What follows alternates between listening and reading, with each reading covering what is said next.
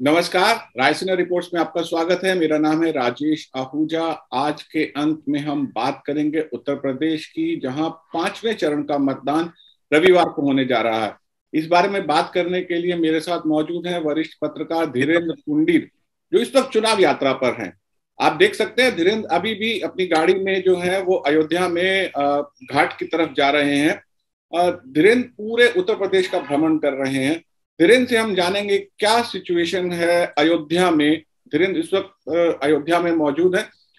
बताइए धीरेन्द्र, आपका आकलन क्या है? पूरी जहां से हमने अपने तमाम रिपोर्टर साथियों से पूछा है, उनका कहना है कि मुकाबला जो है समाजवादी पार्टी और बीजेपी के बीच का है। बीजेपी जो है 2017 की जो एवरेस्ट पे वो चढ़ गई थी, चढ़ाई पे चोटी पर पहुंच गई थी, वहां से पार्टी नीचे आएगी, लेकिन कितना नीचे आएगी ये तय नहीं है। आपका आकलन क्या है?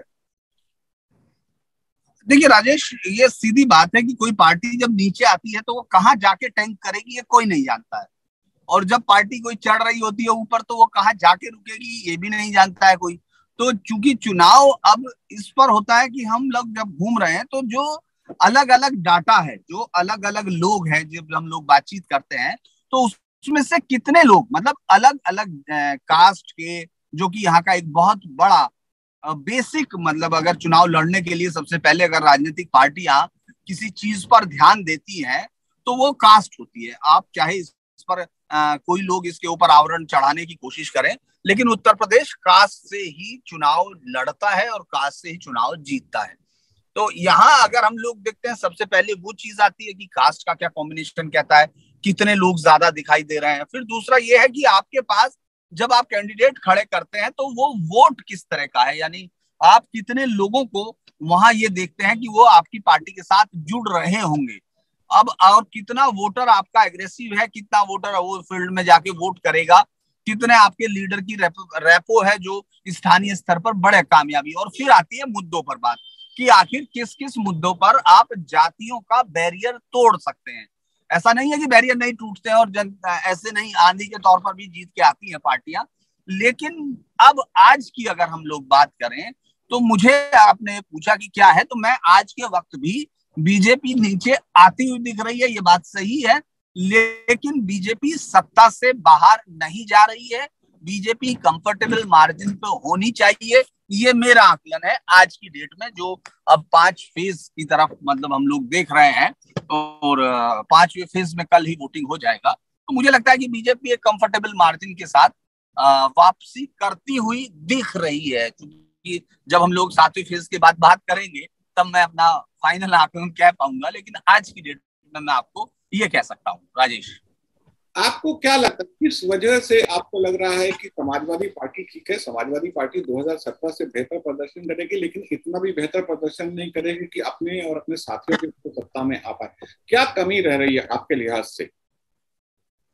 देखिए हमको ये लगता है कि एक बहुत बेहतरीन गुलदस्ता बनाते हुए दिखे जरूर अखिलेश, चूंकि उन्होंने एक सबसे बड़ा कैच, उनका प्राइज कैच, लेकिन सिर्फ और सिर्फ जयंत चौधरी हमको दिखते हैं जो वेस्ट में है। क्योंकि जयंत चौधरी एक ऐसी पॉलिटिकल पार्टी के नेता है जो जाति आधारित उस पर पूरी ताकत के साथ जिसकी जाति चुनाव लड़ती है, और उसके आधार पर ही वो लोग अपनी पार्टी के साथ जुड़े हुए हैं। अगर हम लोग कुछ जगह पर तो 67 से लेकर अब तक आपको ऐसा दिखेगा जैसे वो इसी परिवार के साथ वोट करती है। लेकिन इसके अलावा बाकी जो उनका कॉम्बिनेशन है वो इस तरह का नहीं है कि वो जाति। धीरेन्द्र से हमारा संपर्क अभी टूट गया है। वोट लेके जरूर आ रहे हैं जी धीरेन्द्र, धीरेन्द्र पुंडीर जो है हमारे साथ बने हुए हैं। धीरेन्द्र पुंडीर अयोध्या में है। अयोध्या में वो चुनाव यात्रा कर रहे हैं, और उनकी चुनाव यात्रा जो है वो अभी जारी है। धीरेन्द्र अभी हमारे साथ बात कर रहे थे, उनका संपर्क टूट गया है। हम दोबारा से उनसे जुड़ने की कोशिश करेंगे। अभी एक ब्रेक लेते हैं, ब्रेक के बाद फिर से वापस आएंगे रायसीना रिपोर्ट। ब्रेक के बाद रायसीना रिपोर्ट में आपका स्वागत है। हम बात कर रहे हैं धीरेन्द्र पुंडीर की, जो कि इस वक्त राम की नगरी अयोध्या में है। अयोध्या और बाकी उत्तर प्रदेश का हमें हाल बता रहे हैं। धीरेन्द्र बात कर रहे थे समाजवादी पार्टी की, ब्रेक पे जाने से पहले, जहां उनका कहना था कि समाजवादी पार्टी का सिर्फ एक एलआई जयंत चौधरी वो इस स्थिति में है कि पार्टी को वोट दिलवा सकते हैं। इसके अलावा बाकी एलआई, जो छोटे छोटे एलआई उन्होंने जोड़े हैं अपने साथ, उनके बारे में धीरेन्द्र हमें बताने वाले थे। धीरेन्द्र, जयंत चौधरी के अलावा जो बाकी एलआईज हैं, क्या वो समाजवादी पार्टी को फायदा पहुंचा पा रहे हैं? देखिए, फायदा है, मैंने कहा, लेकिन वो अपनी सीट तक सीमित है। मान लीजिए जैसे फर्रुखाबाद में एक महान दल की उनकी केशव देव मौर्य की पत्नी लड़ रही है चुनाव, तो वो उस सीट पर अगर प्रभाव थोड़ा बहुत दिख रहा है। इसके अलावा पल्लवी पटेल है, वो सिराथू में है, गलत सीट उन्होंने मुझे लगता है चुनी होगी, क्योंकि केशव प्रसाद मौर्य उस इलाके के वैसे भी लीडर है, काफी अच्छा नाम है, और अगर वो हरा देती है तो ज्वाइंट किलर ही कहलाएंगी। और अगर हम लोग बाकी तमाम को देखें, स्वामी प्रसाद मौर्य को तो अपनी सीट ला सकते हैं, एक दो लोगों को अपने साथ लाए हैं, तो ज्यादा ज्यादा ये वो सीटों का प्रभाव है। लेकिन जो जातीय की अलग अलग जिले में कोई कास्ट है, उन्हीं की कास्ट है, उसको लेकर वहां आ जाए, माफ कीजिएगा, तो वो मुझे नहीं लगता कि ऐसा कोई इम्पैक्ट दिखाई दे रहा है। जो जातियों का गणित है, जिसको साधने के लिए आपको इस तरह के लोग चाहिए जो मोबाइल कर सके, यानी जो उस पूरी कम्युनिटी को वोट के तौर पर इस तरह जोड़ सके, जैसे कि अखिलेश यादव अपनी कम्युनिटी को अपने किसी भी जाति के कैंडिडेट के साथ जोड़ पा रहे हैं। भले ही वो कैंडिडेट यादव जाति का ना हो, लेकिन बाकी सबके साथ ऐसी बात नहीं दिखाई दे रही है। तो मुझे लगता है कि ये कुछ कारण है, जो मुझे अभी ये लगता है कि जो गठजोड़ उन्होंने बनाया है, उसमें कुछ अंतर दिखाई दे रहा है। जी धीरेन्द्र, आप अयोध्या में हैं, हमें अयोध्या का हाल बताइए। अयोध्या राम की नगरी है। राम ऐसे सिंबल हैं जिसके बूते बीजेपी ने अपनी पूरी चुनावी वैतरणी को उन्होंने पार करने की कोशिश की है। 1991 से लेकर अब तक वहां पे मंदिर बन रहा है, लेकिन हम सुन रहे हैं कि वहां पे जो लोकल बीजेपी नेतृत्व है और कैंडिडेट हैं, उनको लेकर बहुत सारा गुस्सा है जनमानस में। देखिए, मुझे लगता है कि जब हम अयोध्या आते हैं तो हमको बहुत बड़ी चीज ये दिखाई देती है, जो मैं आपको बार बार कहता हूं कि जातिगत जो चीजें, जो हिंदू ध्रुवीकरण की बात की जाती है लगातार, मुझे लगता है कि उसमें एक बड़ा होल जो है, अगर लोग घूमते हैं तो उनको देखना चाहिए कि स्थानीय मुद्दे और जातिगत समीकरण, ये बहुत बार इस तमाम चीजों को ओवर रूल कर देते हैं, उसको उसके ऊपर और राइड कर लेते हैं। अगर हम यहाँ अयोध्या की बात करते हैं, तो जो आपको यूपी में दिख रहा है कि योगी आदित्यनाथ बेहद लोकप्रिय मुख्यमंत्री के तौर पर हैं, अगर आप लोगों से बातचीत करते हैं, और वो कास्ट बैरियर तोड़ के है, वो आपको जेंडर तोड़कर है, मतलब महिलाओं पुरुषों में, बच्चियों में, लड़कों में, सब में, मतलब एक पूरी तरह से उनका एक लगेगा कि हाँ, यहाँ इनके वोटर्स से कहीं कम है, कहीं ज्यादा है, कहीं समर्थक बिल्कुल उंगलियों पे गिनेंगे। यहाँ तक कि मुस्लिम समुदाय में भी आपको लॉ एंड ऑर्डर की प्रशंसा करने वाले लोग मिल जाएंगे।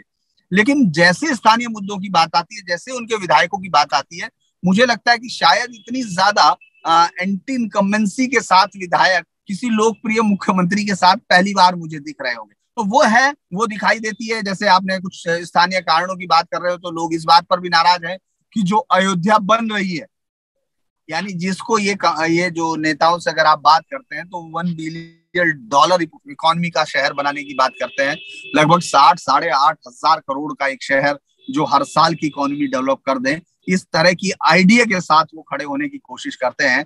उसमें भी आपको दिखेगा कि चूंकि सड़कें चौड़ी करनी होंगी, अगर आप उसको राम जन्मभूमि तक, या जो राम मंदिर है जिसको इतने भव्य बनाने की कोशिश कर रही है पार्टी, तो वहां आपको दिखेगा कि इसको सड़कों का चौड़ीकरण करना बहुत जरूरी है।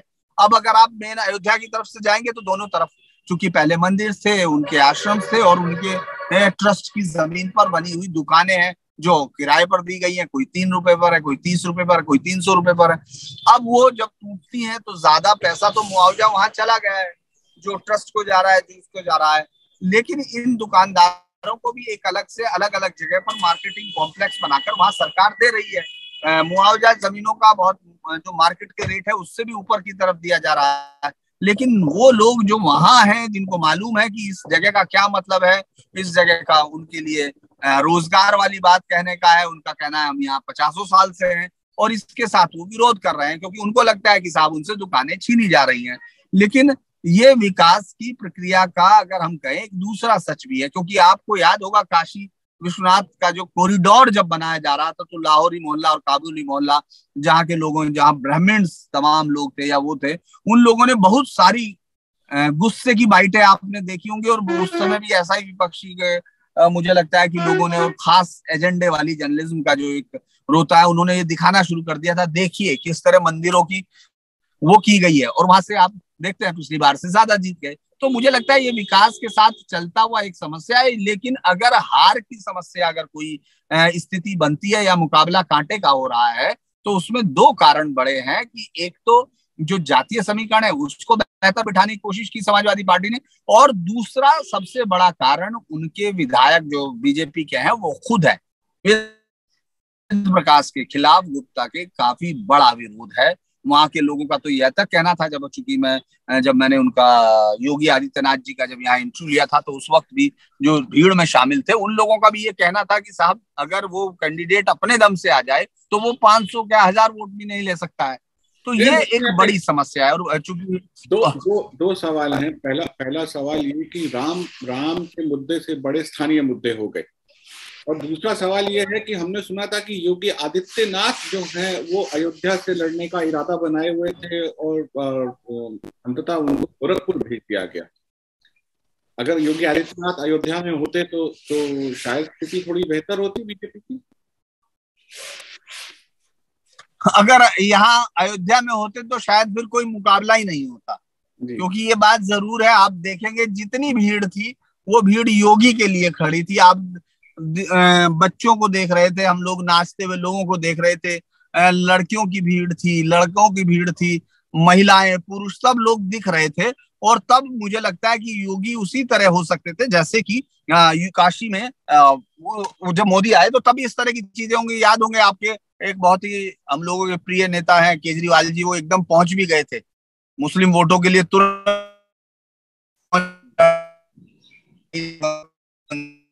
उनको ये इस तरह के मीम्स भी हम लोगों ने देखे थे। तो इस तरह से मुझे लगता है जो योगी का जो यहाँ चुनाव लड़ने का फैसला होता तो उस समय वाकई कोई चुनौती नहीं होती, क्योंकि यहाँ के ज्यादातर लोगों का ये मानना है कि आप इसी कैंडिडेट को बदल देते तो भी घर बैठ कर जीत सकती है बीजेपी। चूंकि यहाँ काम हुआ है राजेश, मैं जहाँ खड़ा हूँ इस समय अगर आपको दिखा पाता, चूंकि आज सबसे बड़ी बात यह कि पूरा जाम है, और हमने इस जाम में थोड़ा सा हिस्सा हमने भी ले लिया है, क्योंकि हमने कोने में गाड़ी लगा दी है। यहाँ से सारी पोलिंग पार्टियां जा रही हैं और तमाम जो है आज वो जा रहा है। वरना मैं आपको दिखाता कि ये जो हाईवे है इसके ऊपर उन्होंने वो खूबसूरत पेड़ भी लगाने की कोशिश की, जो पाम ट्रीज है वो है, उसको एक बेहतर लुक देने की कोशिश की। हाँ, 2007 में जब वो कचहरी के ब्लास्ट हुए थे, आपको याद होगा, लखनऊ, फैजाबाद, और एक जो सिलसिला आईएम के विस्फोटों का शुरू हुआ था उसमें हम लोग यहाँ आए थे। हालांकि इसमें तारीख को सजा भी हुई है, लेकिन हम लोग जो उस वक्त जो मैंने ये शहर देखा था राजेश, और मैंने एक पीस लिखा था उस वक्त, अगर यहाँ तो अभी मैं शेयर नहीं कर पाऊंगा, उसी फोन से है, लेकिन वो पीस ये बताता था कि ये हजारों साल पुराना शहर है, और अगर ये शहर है तो इससे कोई वो झलक नहीं लिखती जो रामचरितमानस में या रामायण में जो कहा गया। और महाभारत के जो पर्व में, शुरुआती पर्व में जब वो रामायण की चर्चा करते हैं तो उस समय के हिसाब से भी हजारों साल पुरानी चर्चा होती है इस शहर की। लेकिन उस शहर में आपने देखा किसी ने भी पॉलिटिकली इस तरह का एक शहर हो गया था कि जिसको हाथ लगाना मुस्लिम वोटों से दूर हो जाना, ये एक आइडिया बैठ गया था। उस शहर को अब अगर आप आ जाएंगे, जो लोग उस वक्त आए थे, तो वो लगेगा कि एक बहुत अच्छी बात मैं आपको बताता हूँ कि ये कहाँ आगे, जहां होटल में आप जानते हो उस वक्त होटल ढूंढना भारी था, आज होटल 5500 रुपए का यहाँ है, 7000 रुपए के रूम के साथ होटल है यहाँ। तो ये एक, जब मैंने उससे पूछा, चूंकि जब मैं की ले रहा था होटल वाले से, तो मैंने उससे कहा कि कोई अंतर बता सकते हो पहले में और अब में? तो उसने कहा कि हाँ, अब जो है कोरोना को अगर मैं छोड़ देता हूं तो अब यहाँ यूरोप से और अमेरिका से भी यात्री ये पूछने आने लगे कि वो राम जन्मभूमि कहाँ है, भगवान राम का मंदिर कहाँ बन रहा है। तो ये देखिए, इस शहर को अगर आप देखेंगे तो इस शहर को बहुत कुछ मिला। लेकिन मैंने फिर आपको कहा जब हम लोगों ने बातचीत शुरू की थी कि जातीयता के दम पर ही इलेक्शंस लड़े जाते हैं बहुत बार, अगर कोई बड़ी आंधी नहीं होती। और इस समय कोई ऐसी आंधी आपको नहीं दिख रही है कि जैसे विपक्ष कोई चला पा रहा हो। मैं फिर कह रहा हूं, विपक्ष की आंधी उखाड़ती है गढ़। विपक्ष की आंधी में आप उन लोगों को जिनको टिकट दे दिया गया उनके नाम ही नहीं पता थे और वो जीत के पहुंच गए। 2017 के अगर आप देखेंगे इसमें भी मुझे लगता इसके करीब आपके पास 47 सीट थी। इससे पहले 5 सीट थी 2012 में, 2000 उसमें आपके पास, उससे पहले 2007 में भी इसी तरह की सीटों के साथ थे। लेकिन इकाई आपको लगा और आप यहाँ से जीत के चले गए। मुझे लगता है कि समाजवादी पार्टी को इस बात का फायदा जरूर दिखता है कि वो जो सबसे बड़ा फायदा ये है कि समाजवादी पार्टी ये करने में कामयाब हो गई कि इलेक्शंस बाइपोलर है। तो लिहाजा जो अपोजिशन में वोट है वो उसको मिलने लगता है कई बार। तो तब आपको लगता है कि हाँ यहाँ ये हो रहा है, यहाँ इस तरह से, तो वो चीज भी कहीं कहीं दिख रही है। लेकिन जिस चीज को मुझे अभी भी देखना दिलचस्प होगा वो ये है राजेश की क्या बहुजन समाज पार्टी अपना जो वोट है, मुझे नहीं लगता कि उसमें कोई अभी भी दरार डाल पाया है। और अगर वो अपना वोट कैटर करती है तो वो वोट उसको 16-17% वहां तक ले जाएगा। 16-17% वोट के साथ वो एक बड़ा, हालांकि हमने अभी बहुत लंबे अरसे से 1993 के बाद से बसपा को कभी नीचे आते हुए नहीं देखा वोट परसेंटेज में। वो अपने वोट को पिछली बार भी वो 2022 में भले ही वो चुनाव ज्यादा सीटों पर लड़ी हो इसलिए एक अंतर आ सकता है वोटों के परसेंटेज का, और सपा ने कांग्रेस को कुछ 100 कुछ सीटें दी थी। लेकिन मैं फिर भी आपको कह दूं 22% वोट के साथ समाजवादी पार्टी, वो बसपा वहां खड़ी थी और सपा से ज्यादा वोट शेयर उसके पास था, वो पर्टिकुलर पार्टी के तौर पर बात करें तो। मुझे लगता है कि इस पूरे मसले को अगर हम गौर करते हैं तो मुझे ये देखना होगा कि समाजवादी पार्टी के वोट को किस तरह से, अगर वो मिलता है सपा को, तब आप इस तरह के अंदाज लगा सकते हैं जिस तरह के अंदाज सड़क पर चलकर रिपोर्टिंग से लगाए जा रहे हैं। लेकिन अगर आप उसमें कोई दरार नहीं होती तो मुझे नहीं लगता कि बीजेपी को अपने बहुमत को लाने में कोई दिक्कत आ रही हो। बहुमत के मार्ग से वो ऊपर आराम से इजिली चली जाएगी। आखिरी सवाल आपसे, चौथे चरण में हमने देखा कि मतदान का प्रतिशत काफी नीचे आया है, इसके बहुत सारे आकलन किए जा रहे हैं। आपको क्या अयोध्या यहाँ पे रविवार को मतदान होना है, वहां पे वोटिंग को लेकर उत्साह नजर आ रहा है कि यहाँ पे भी कुछ उदासीनता, ठंडापन है? देखिए, चूंकि जब तक कोई आंधी नहीं होती, जब तक कोई आंधी नहीं होती तब तक मुझे नहीं लगता कि मतदान बहुत ऊपर उठता है। क्योंकि ये जरूर हमको दिखता है क्योंकि मुस्लिम वोटर्स हमेशा से अच्छा पोल करते हैं और जो पार्टी अपोजिशन में रहती है उसको जब जीतने की उम्मीद लगती है तो अपने कार्यकर्ताओं को ज्यादा मोटिवेट कर पाती है। लेकिन सत्तारूढ़ पार्टी अगर उनको, उनके लोगों को नहीं लगता कि वो बहुत खतरे में है कि पार्टी की सीट खतरे में, तो वो तब तक बाहर नहीं निकलते हैं। अमूमन यही सेफोलॉजिस्ट जनरली बात करते हैं कि मतदान नहीं होता है तो कोई पार्टी चेंज नहीं होता और जो सत्तारूढ़ सरकार होती है लोग उसके प्रति बने रहते हैं और बदलाव की बात नहीं करते। तो मुझे लगता है कि मतदान का प्रतिशत ये भी, हालांकि लखनऊ जो पिछले फेज में कई शहरों में आगे गया है, ऐसे देखने की बात नहीं है, तो मुझे लगता है उसके इर्द गिर्द रहेगा या उससे थोड़ा बहुत 1-2% आपको ऊपर दिखेगा। जी, मतदान का प्रतिशत कम रहा है। बहुत सारे लोगों ने इसके बहुत सारे आकलन करने की कोशिश की, बहुत सारे निष्कर्ष निकालने की कोशिश की, लेकिन ये सब निष्कर्ष जो हैं हमें पता लगेंगे 10 मार्च को। अभी तक तो ये सब भविष्य के गर्भ में ही है। धीरेन्द्र पुंडीर हमारे साथ थे अयोध्या में, राम की नगरी अयोध्या में चुनावी यात्रा पर। धीरेन्द्र ने हमें बताया कि अयोध्या बदला है, बहुत बदला है, लेकिन बहुत सारी चीजें जो हैं वो बदली नहीं है। शहर बदला है, शहर की लोकप्रियता में इजाफा हुआ है, लेकिन जो जातीय समीकरण है और जातिगत आधार पर जो चुनाव लड़ने की रवायत है, परंपरा है, वो अभी भी कायम है। धीरेन्द्र पुंडीर, हमारे से बात करने के लिए बहुत बहुत शुक्रिया। हम आपसे लगातार बात करते रहेंगे जब तक कि चुनाव खत्म नहीं हो जाता, समझने की कोशिश करते रहेंगे कि उत्तर प्रदेश में क्या हो रहा है। बहुत बहुत शुक्रिया हमसे जुड़ने के लिए। नमस्कार।